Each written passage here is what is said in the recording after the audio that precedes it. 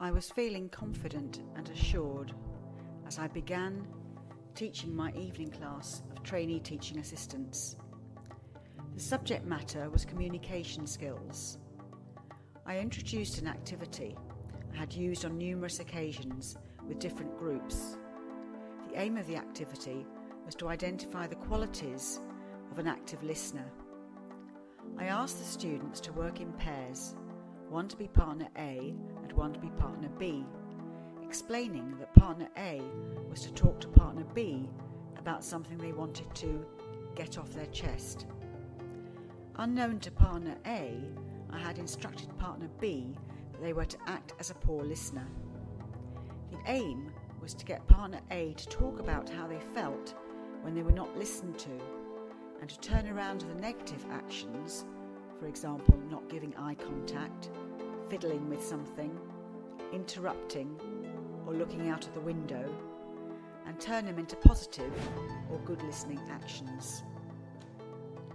The students moved into spaces in the classroom and began the exercise. As I scanned the room to check how the activity was going, I noticed that one student, a partner B, was not getting into the role play with the vigour and enthusiasm that the others were. In fact, she looked quite uncomfortable. I moved across to the pair, and as I approached, partner A burst into tears. She ran from the room and I followed her. She was by now sobbing uncontrollably. I put my arm around her. Eventually the sobbing ceased, and she explained that she had begun to talk about her brother, who had recently been diagnosed with cancer. I felt mortified. I apologised to the student for allowing a situation which had caused her such distress, and suggested that she sat and had a cup of coffee, or, if she preferred, to go on home.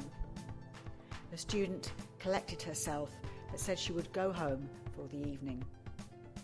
I returned to the classroom and explained what had happened without going into details. I apologised to the class, and in particular to the student who had been trying to do as she had been asked in the role play, but had clearly found that uncomfortable and distressing herself.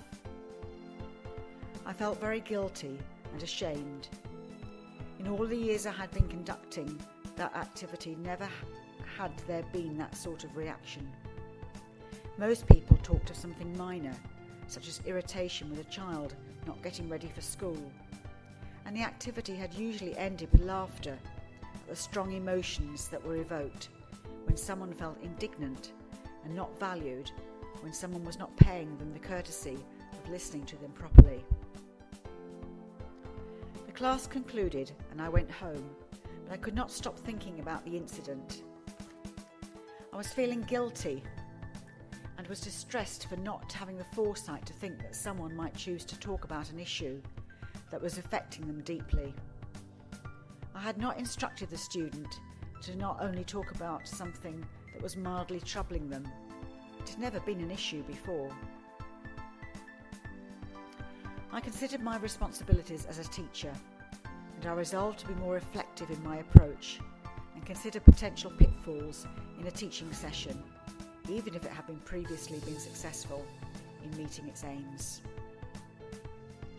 But, on further reflection, teachers are learners too, and I should not punish myself too harshly.